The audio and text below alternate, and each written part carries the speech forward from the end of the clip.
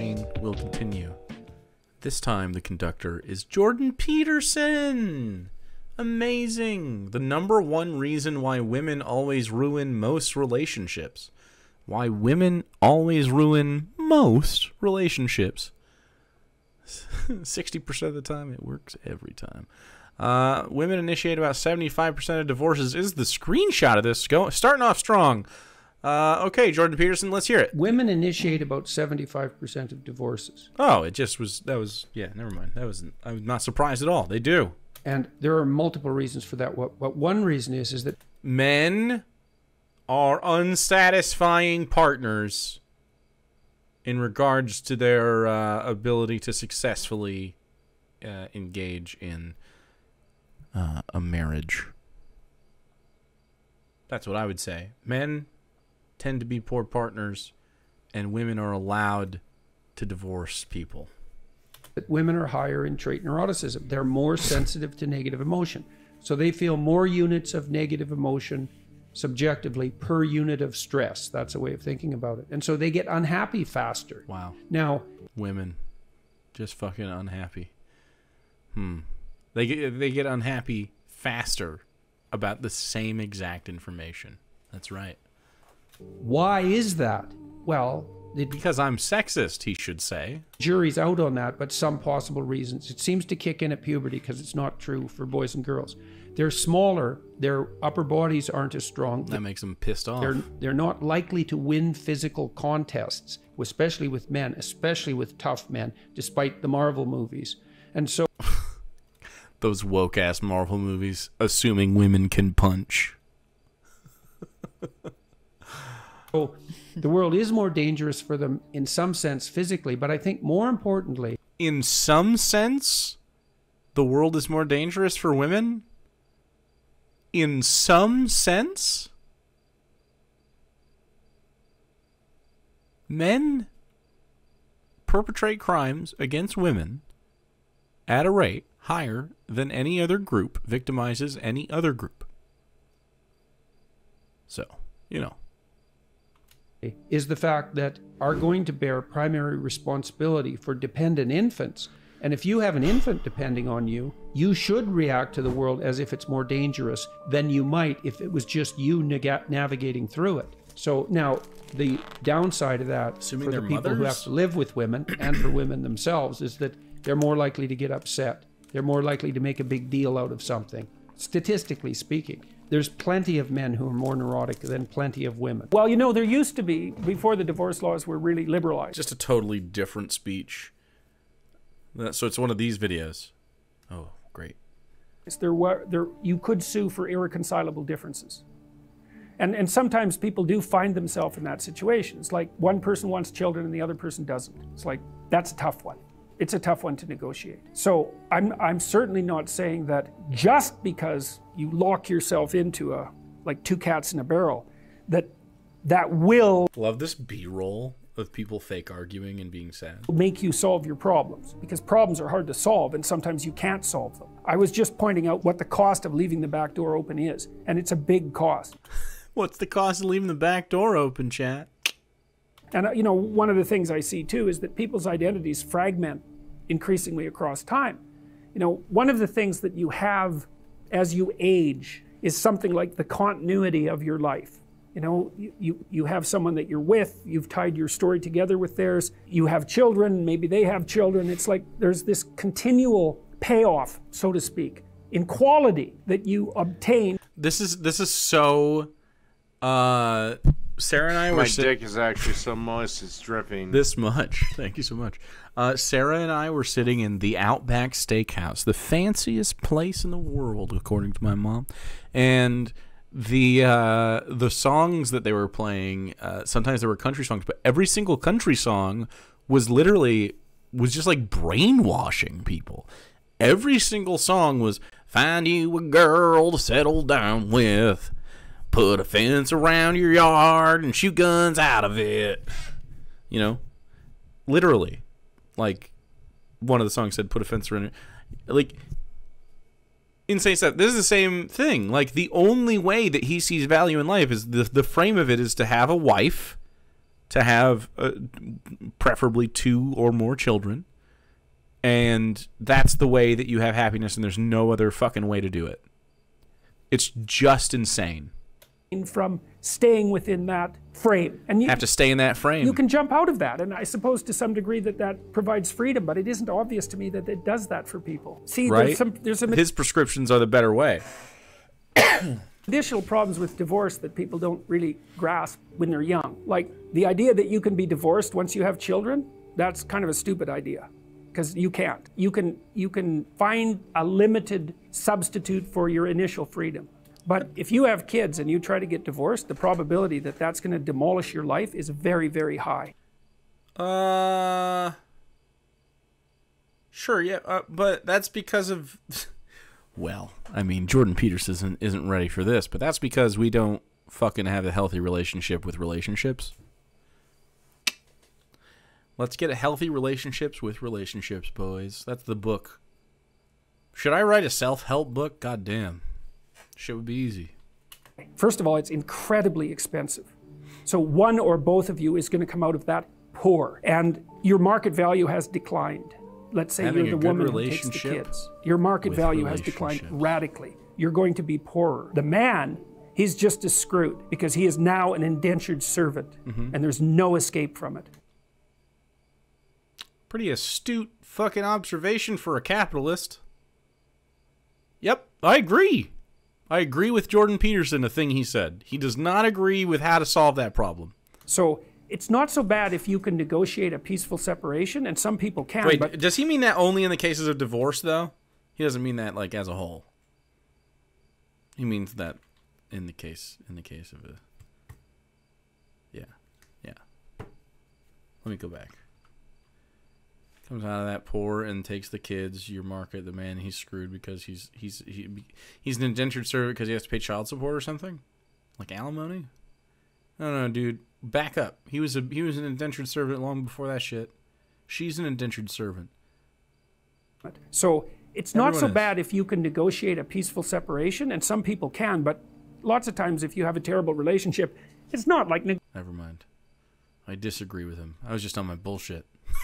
Negotiating a peaceful separation is all that easy. But if you're at each other's throats, good luck to you. I think it's roughly equivalent to having non-fatal cancer. It is not pleasant. It's having non-fatal cancer is like having a divorce? I think maybe having a husband is like having a non-fatal cancer, probably, for a lot of people. a 10-year process, 15-year process. It'll cost you $250,000. And it'll tear a big chunk out of your life. And also it will really disrupt your relationship with your kids. And you know, you bring kids into a step-parent family, they do not do as well. Step-parents are not as good parents as biological parents, and the data on that is clear. Now, obviously there are exceptions, because there are terrible biological parents, and there are wonderful step-parents. But if you look in aggregate, it's not that easy to care for children. You need everything you can binding you to them.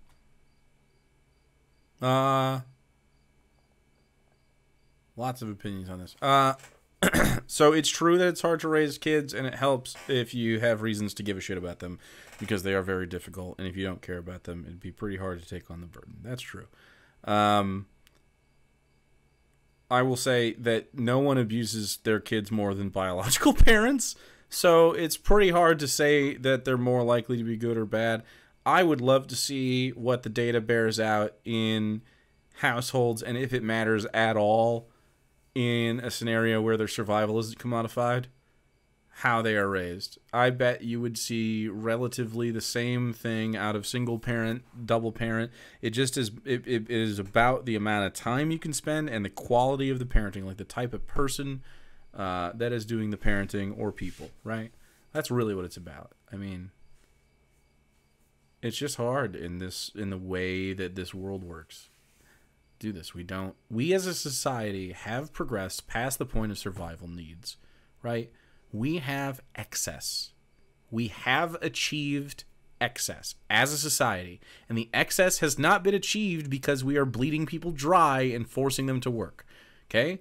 The excess we have achieved is due to our collective abundance of resources and efficiency in gathering and sorting them out, right? That's a thing we can do. We could make it even more efficient if we weren't chasing a dollar for no reason, and we were just meeting it out as we pleased and as we felt like we wanted to do because it's cool. Well, I like tacos. Let's eat some tacos. I like fucking, you know, Baldur's Gate 3. Make more Baldur's Gate 3. They're not even a fucking publicly owned company. You know what I mean? So, like, you can do this. You can do this. It's fine. And if they're someone else's children, mostly Publicly traded, rather. they get in the way of the person that you love, right? Well, if let's say you have a child, I'll be right out. Let's say you have a child and I want to go out with you. Every second you spend with that child is the second you don't spend with me. And there's going to be a price for that. I'm not going to be happy about that. What? And if What? I have a child, you're going to feel exactly the same way. Jordan Peterson resents his children, we just found out. I have never... That's crazy to think about the way... The splitting of time with your partner like that. What the fuck? You might say, well, no, I love children. It's like, yeah, sure you do. I doubt it. You might love your child. And you know, it's pretty specific the way that people love children. Yeah, he fucking hates people. This guy sucks. Jordan Peterson has always sucked. Like, I don't really like being in charge of other people's kids, but I like when kids are around, specifically if they're fucking like teenagers to that like tween age where they're whole people, but they're kind of like, you know, they're kids, so they're different kinds of people. You just have conversations with them. I like that age if they're not an awkward little teenager. Most of them are awkward though, which is sad. I was always outgoing. Weird. I know they make outgoing teenagers, but usually they're obnoxious. I was definitely also obnoxious. I'm still obnoxious. And the rate of abuse for kids in step-parent families is way higher than it is in biological families. I fucking big disagree. I just think that's reported more because I think if they're not your biological child, it's different. Like, people are more likely to report you, but they're not likely to report the fucking actual parent. Like, the biological families are more common, and everyone abuses their kids, man. Everybody, to some extent. They just fucking do. Like, they yell at them, they hit them, they fucking... And it's just to different extents. I would be fucking shocked if this was actually the case. I think it is just more... It's easier as a family to report your step-parent than it is to report your biological parent. Like, socially, the way the family dynamic works, the way the fucking power dynamic works, the fucking gaslighting that would go into any of that. Like, just all of it. It's nuts. I would be so fucking shocked. Anyway. There's not even any comparison. Yeah, Each time you have a conflict, you think, should I be in this relationship? Well, that's a big problem because you actually don't know. How much conflict should you have before you shouldn't be in a relationship? Have some relationships and you'll find out and the answer what your to that threshold is. Well, you don't know. The real answer is, it's normal to have conflicts with people sometimes. Not all the time. If you're having conflict all the time, that's crazy. If you're having conflict often, that's pretty crazy. If you're having occasional, normal, you live together things, that's normal stuff. That's what I've always tried to have, is normal disagreements. Oh, you want to go here, I want to go there. Like, and then obviously when you're a kid, you're more unreasonable than you are reasonable, right? Because you're your kid, you know, have a reference for the world and stuff. And so just trying to be a reasonable person. If you have a disagreement, it's for a reason. It's not for stupid reasons. I try not to have stupid fights. We have stupid fights anyway sometimes, but I try not to. You know what I mean? Had an SO that thought it was weird that we never had conflicts and she broke up with me for it. Yeah, I've been broken up with before too because I'm not like well, I guess I'm not broken up with. Fought with. I definitely wasn't broken up with for that.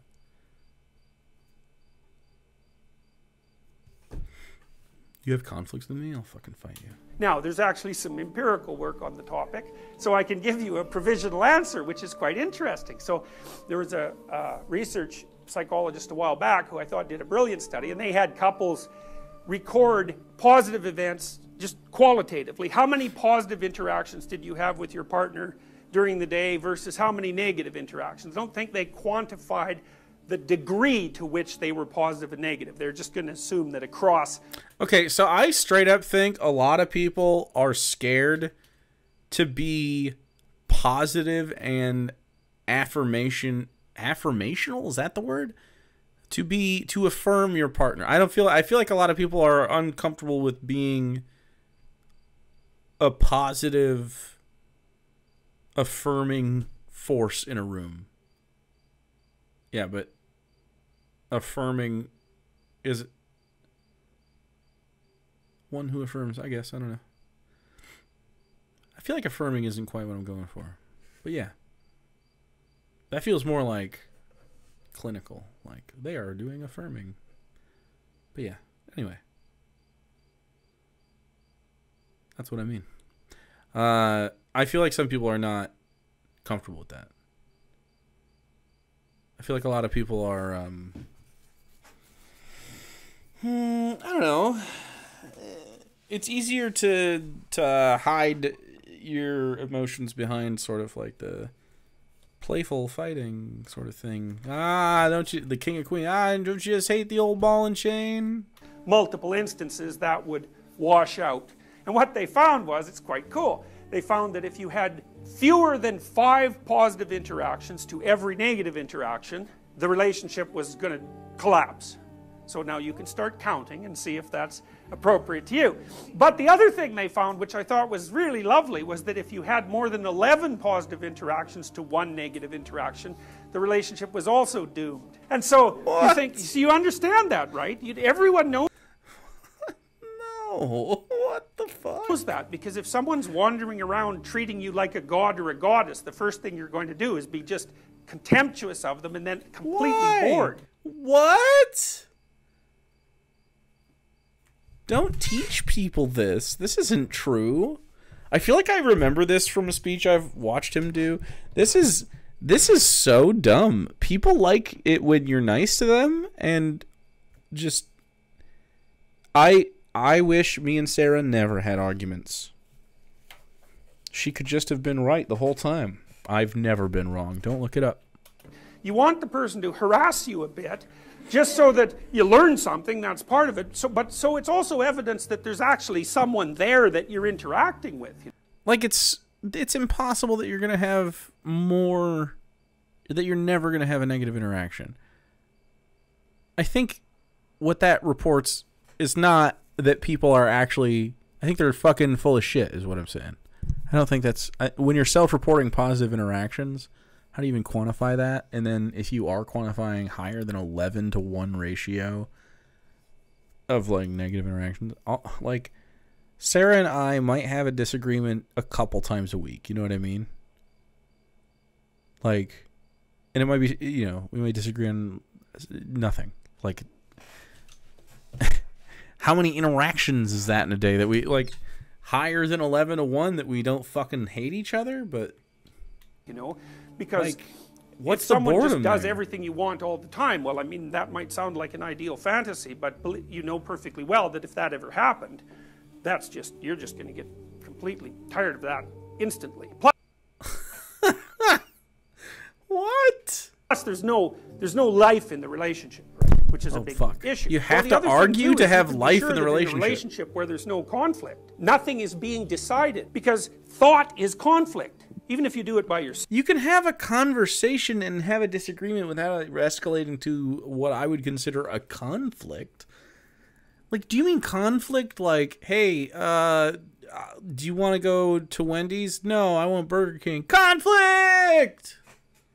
You know, and so if there are 2 of you in a boat and you're trying to decide where you're going in the future, literally, it's not like that's self-evident. Literally, yup. Where are we going? That's a conflict. There has to be some, you have to have an opinion and your partner has to have an opinion, and there's no reason at all to assume that those opinions literally, either will be or should be the same. I fucking was right. And then, you know, you hope the relationship is solid enough so that it can withstand the tension of the conflict. One of the things Jung said about marriage, which I thought was, because Jung did a very nice job of trying to understand from a psychological perspective why in the world you should bother being married, which is really a very interesting question. You know, and one of the things he said was that you don't need to tie 2 things together if they'll just stay together of their own accord. So the fact that marriage is a human universal, which it is, indicates that there is enough tension within is marriage a universal? I just think we're prone to bonding with other people, and it's not necessarily monogamous, but when we feel it very intensely, and we like to talk about that. I don't think every culture has marriage, man. I think a lot of cultures have something somewhat like that.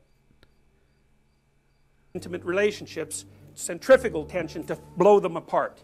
And some of that's just because people are different and they clash, but it's also because as you go through life in a single boat, you encounter huge waves and you might get swamped, so it's a big problem. I love this B-roll. How fucking edgy is this?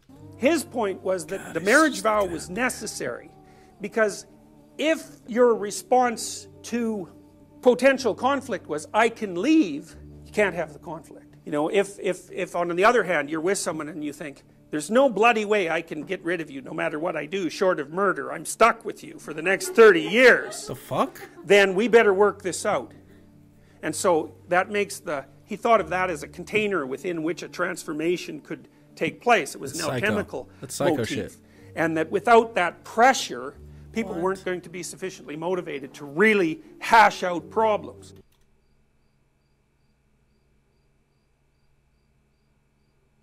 This thumbnail is incredible. The simple reason why modern men struggle to get women, and there's a condom slipping over the ring finger. Men would admit this. Men would admit that they have skinny little finger condoms that they're trying to put on the ladies, and then, ooh, this says sex. Dude, Ben Garrison wishes he could have drawn this. There would be cum in this, though.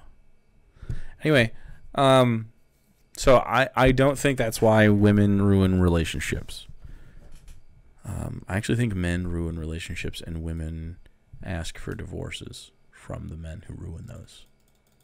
Now, women be ruining relationships. I've been in a relationship that a woman ruined. I was like, look, I got to break up with you, man. This is just too much. You're just not a good partner. She was like, look, you're right. You're correct.